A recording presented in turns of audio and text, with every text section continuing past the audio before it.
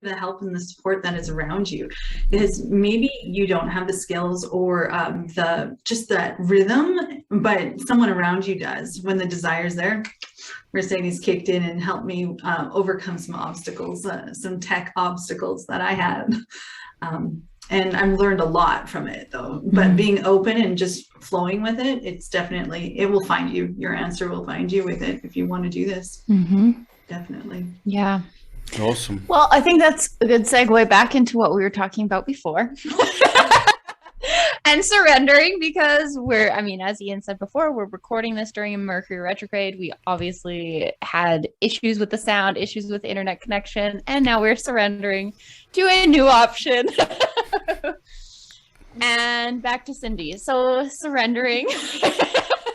The cosmic mom. So let's start at the beginning. So you started off going to massage school, asking all the questions, you became curious, you moved through life, and now you're a cosmic mom. Oh yeah, it happened just like that. Just like that, very quick. Like that. 11 years just smashed into about like 18 years to do all of that. Yeah, but as one door opens, you keep moving through it. And then it builds your curiosity. Why these magical, mystical moments happen in your life, and recognizing that they've been happening all along.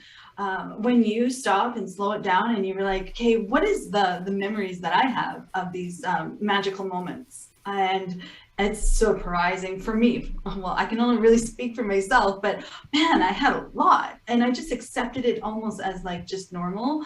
But really, there were all opportunities to go deeper in and to really look. You have your answers all along.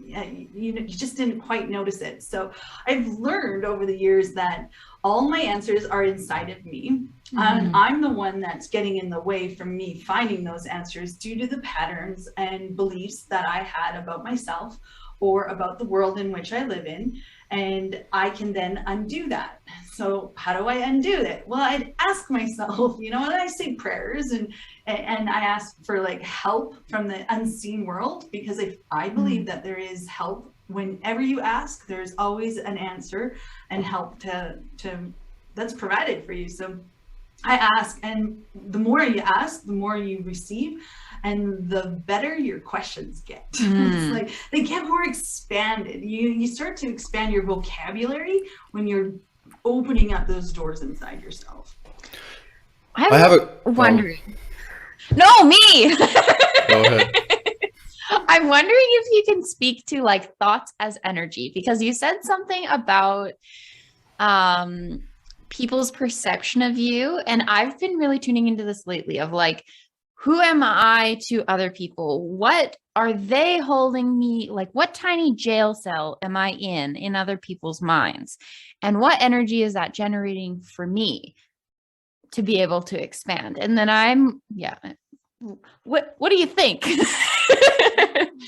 Well, I maybe don't feel like I know what's inside another person's mind, but if I'd asked that kind of a question, I would have to trust what I get inside my mind as true. And whatever I start to feel and see inside myself when I ask a very specific question, that is a truth. Well, then if this is a truth, if this person thinks of me so little, what do I do next? If it's just like a vague question at first, so you can sort of build some understanding and some momentum, and then it's like, well, how does this evolve? And if this person is meant to leave my life, especially if it's they're holding you small and they're affecting you in a negative way, well, okay, how do I segue out of this relationship or friendship? Nice. Oh yeah, segue. Yes, we love the segue. Yeah, because there's these transitions that we're going through. We don't have to carry everybody that we've ever met with us our whole life. Well, really, you look around, how many people did you let go from elementary school or high school or carry on? You will go on living your life. They will live theirs. You do not have to carry anybody. So, especially if it's a negative, well, then how do I move on from this? How do I close that door? So that's one way of just opening it up. But you can ask to see this specifics. Well, what is this relationship all about? Mm-hmm. Can it transform? Can it change? If not, then how do I move out of this? Segue.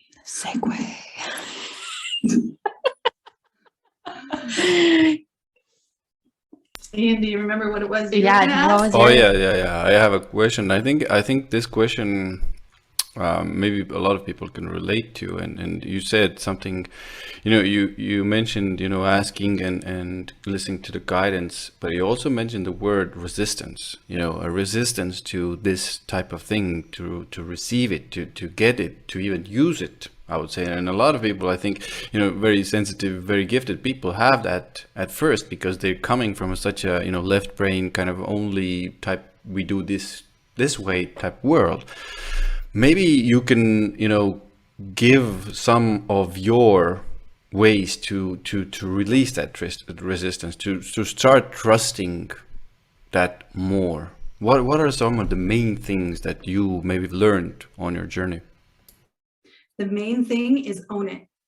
Own it every time. When someone is pointing something out to you about yourself, look in and like, is this true? Do I do this? And it's like, the more that you're going to own maybe your faults or, those hurtful things, then they're not hidden, and they're not like, they're not shame, and they're not guilt anymore. Cause it's like, oh, I just didn't realize that was there. And then you can transform that into like maybe a healing moment where then you can teach other people. The more that you own your thoughts and that I am receiving insights or the magic in your life, the more that you recognize these things, the more that they just seem to happen for you.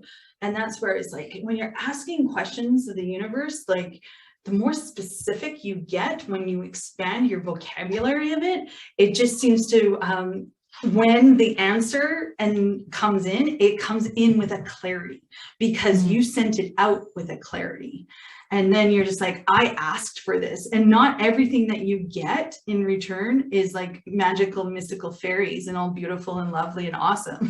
They're like challenges. They're in your face, and your friends and your loved ones that are close to you, they're basically going to be those channels for you to receive your answers. So they become what you asked for, so that you could see this about yourself, so that you could heal and transform that. And then you can carry on. As soon as you recognize that you've received that, it's like all of the animosity that you might have had, or judgment. That's a really good one. It's like the judgment you had for the other person just dissolves, and you see them as like, thank you for loving me, for trusting and giving it to me like I needed it. I needed to see and hear it that way so that I could do this.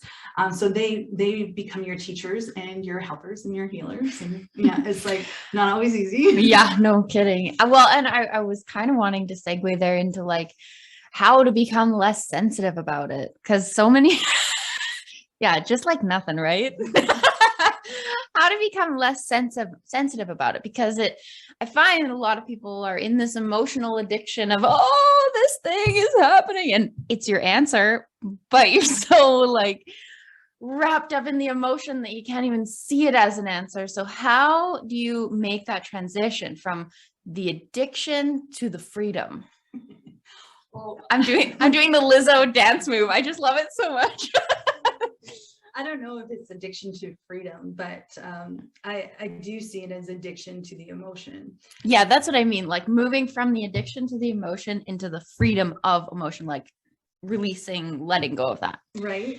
And recognizing that you are in the emotion is basically how I look at it. Like when I'm being emotional, I'm learning something.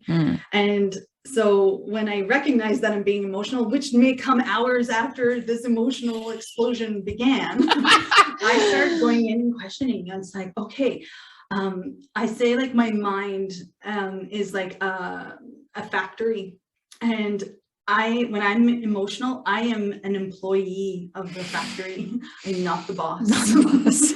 And my emotions are telling me what to do, and I'm just like doing it just like my emotions are dictating. And then I've had to mantra there. I think I had like a 3-day sort of depression type feeling, and like, I know like depression is just like this hole that pulls you in.